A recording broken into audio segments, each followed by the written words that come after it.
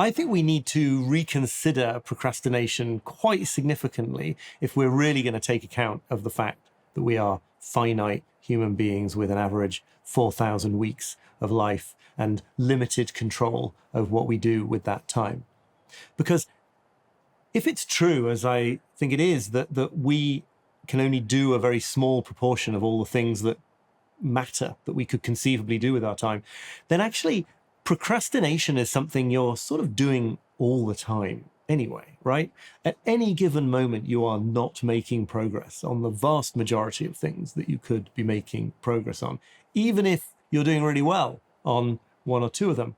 So in that sense, procrastination, as the writer Greg Kretsch has said, is not something that you need to try to eradicate. It's something that you need to get better at. You need to be able to take wiser and less stressed decisions about like what you're going to focus on and what you're going to neglect. I think there are three key ways to get good at making these decisions about deciding what to focus on and allowing yourself the necessary step of not focusing on all the other ones as well, without that making you incredibly tormented by stress.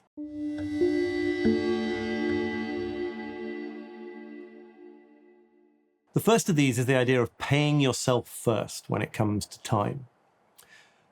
You might be familiar with the idea of paying yourself first from personal finances. This is advice that people are always giving in the field of personal finances. And the reasoning is basically what you should do is every time you get paid, every time you get any income, you should at that moment take a chunk of it and put it into savings or investments. You pay yourself first.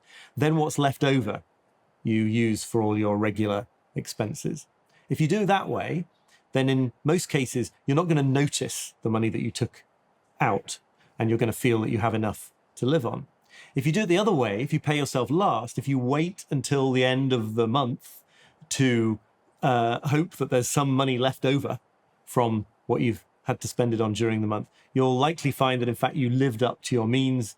There is no money left to save, and you end up not saving any. So paying yourself first is really important when it comes to dealing with income. The creativity coach Jessica Abel points out, though, that exactly the same thing applies to time.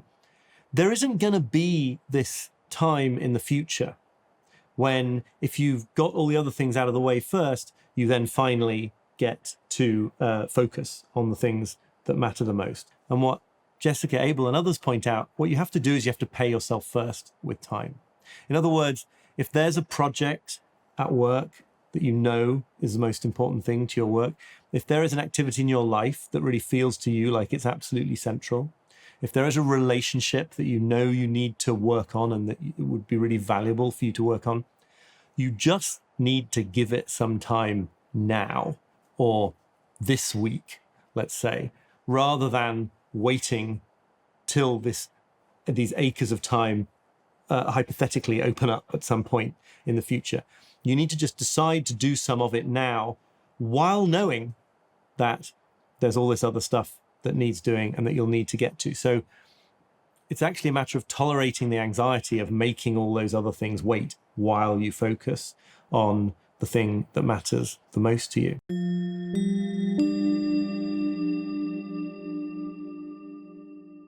A second tactic, which is very closely related, is the idea of limiting your work in progress.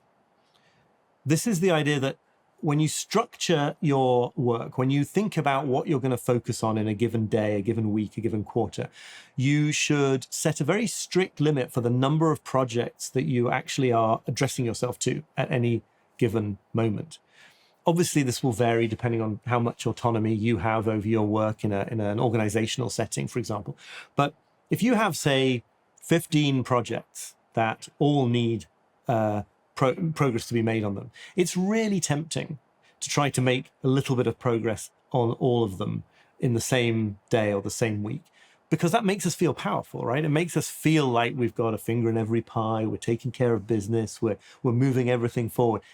In fact, what actually happens when you try to do all these tasks in parallel is that the moment you get to a difficult bit of one task, you just bounce off onto another one. And the same happens again and again and again. So you sort of go around in circles between these tasks, never really pushing forward, making the progress that you need to make on any of them.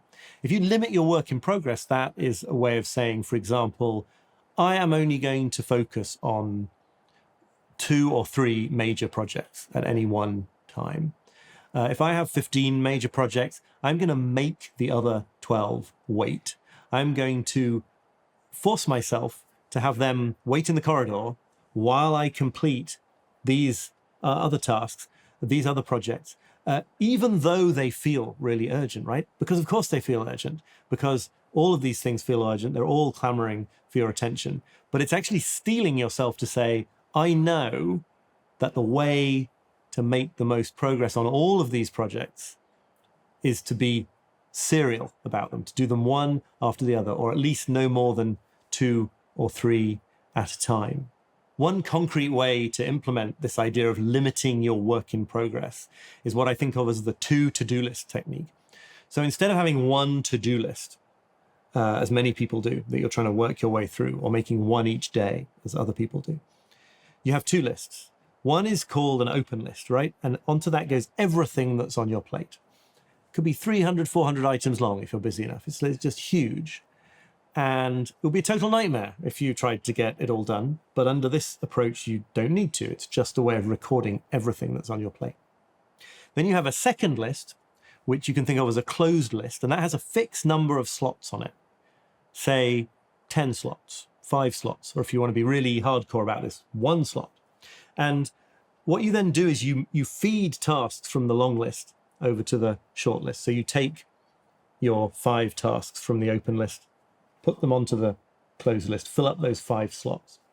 And then the rule is that you can't move any other tasks from the open list onto the closed list until you've freed up a space by completing one of those projects. So you're deliberately creating a bottleneck in your working system that requires you to make most of what's on your plate wait for later while you focus on just a few things. And of course, the reality is there already was a bottleneck. You already did have only finite time, finite attention, finite energy to work on things. But now what you're doing is you're making it conscious. You're obliging yourself to make good decisions, like what is actually most important to move from one list to the other, instead of that just being made by default. And, then you end up making poor decisions and moving forward on things that don't matter instead of on things that really do.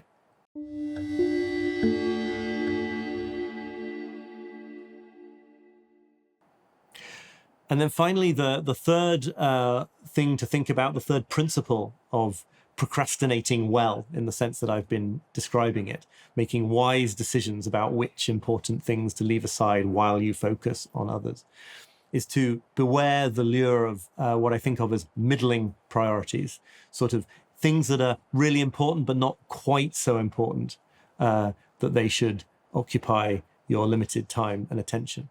There's a wonderful story. It's attributed to Warren Buffett, the investor, although I think it probably doesn't factually originate with him. But in this story, he is asked by his personal pilot. I think this is how the story goes. He is asked how you should set goals in life, how you should set priorities about what to do in life. And he answers that you should make a list of the 25 most important things you want to do in your life, ranked from 1 down to 25. And then the top 5 on that list should be the ones that you pour your time and energy and attention into. But the next 20, well, most of us might think, well, they're pretty important. So those are ones that if I get a bit of extra time, I'm going to make some time for them. Warren Buffett, or hypothetical Warren Buffett, because I don't think it was really Warren Buffett, says, no, those 20 that come below the top 5, you should avoid like the plague, because they're the most dangerous kind of goal. They're not the kind of goals that are compelling enough to have been given one of the top 5 slots. But they're also not the kind of goals that are unimportant enough for you not to have included them on the list at all.